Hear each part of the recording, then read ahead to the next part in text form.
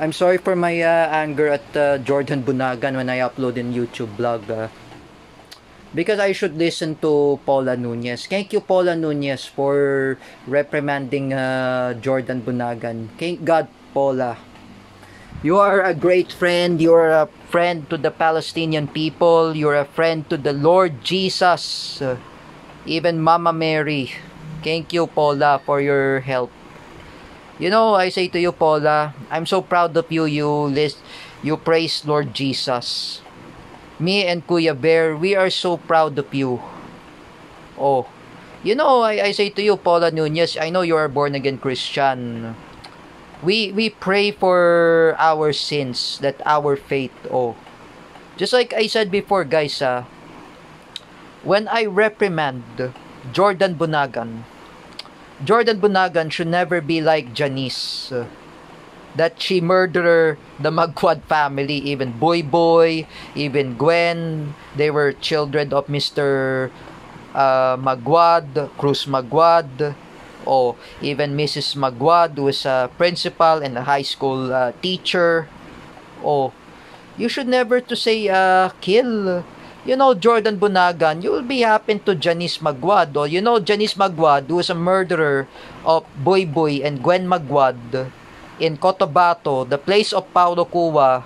Oh, Paula Nunez is watching MMK. I know she's a certified kapamilya. Oh, me, I'm a certified both. Oh, kapamilya, TV5, Kapuso. Oh, everything I watch, all that television. Oh, if you don't realize, Jordan Bunagan, killing is really bad. Oh, just like I said to you, Jordan Bunagan, when you say a kill, killing is really bad. Oh, when I upload in the YouTube blog, oh, Teacher May says to me, oh, killing is bad. You should never say that. Oh, me, I never supposed to say that. Oh, and why did you threaten to kill David Gill and his family members? Jordan Bunagan, you're a Catholic. Oh, you don't realize about 10 Commandments. You're listening to the Zionist Israel, even the devils.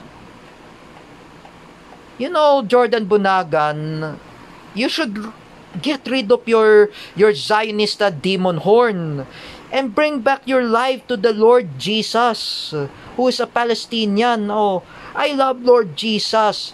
Lord Jesus is always be in our heart. Oh, you remember in Christmas, oh, Christmas is in our heart. Oh, the song of Jose Marichan. Mama Mary was an Iranian, and even the King David was Israelites. Oh, even the Persian, Mama Mary is a Persian. Oh, Jesus is a Palestinian, and he was born in the Bethlehem, in the word called the Belen, December 25. And during the time of the Holy Week, Jesus was being crucified by the Romans, by Israelis, by the Zionists, even the Europeans.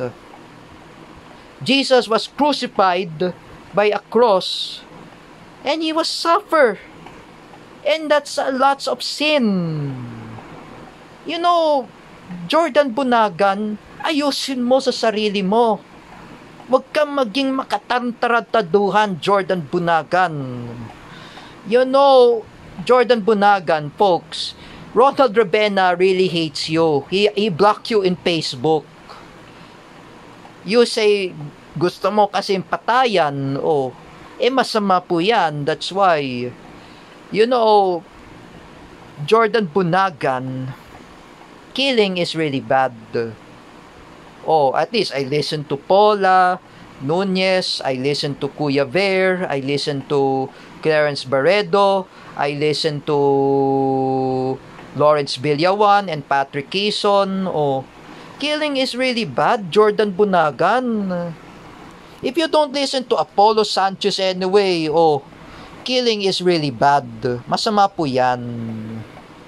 Oh, you know, me and Rafa Soco, we don't like killings. Rafa Soco is a Catholic. O Buddy Castro is a Catholic. They don't like killings. Oh, look at Paula Nunez. Oh, she's a born-again Christian.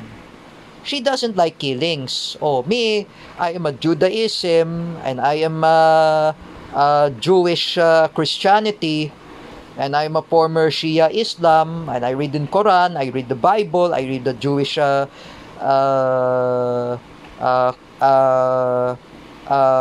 Habrika in the word in Hebrew and Arabic. Oh, I never supposed to say kill. Masama po yan ang killing. That means the word, masama po yan ang patayan. That's why, for you, Jordan Bunagan, that's really bad.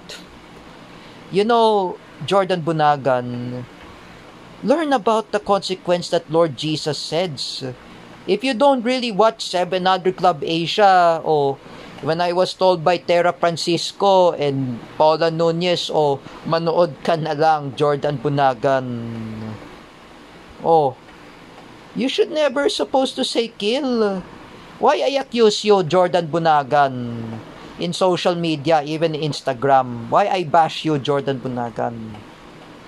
Because you trying to threaten to kill David Gill and his family. Do you want to be happen to Janice, who was being imprisoned because the DSWD had put custody of Janice, who killed Boy Boy and Gwen Maguad. That was a children of Mr. Maguad and Mrs. Maguad, that who were that they were teachers and principal. Do you want to be happen to Janice? Jordan Bunagan, enough about watching about violence. Even you're watching a violence, like for example, you're watching action movies like FPJ, the favorite of Ron Eric Miranda, you're watching Lolong, that was starring with John Arcila, and the actor is Ruru Madrid, the favorite of Best Pills, Ardel Guerrero Castillo. You should never watch violence, Jordan Bunagan. Me, I like action movies. Me, I like military shooting team. Like, for example, Incognito. Even I play Call of Duty Modern Warfare. In the PS4. It's just happening. It's just a fiction. Don't such as a bad influence.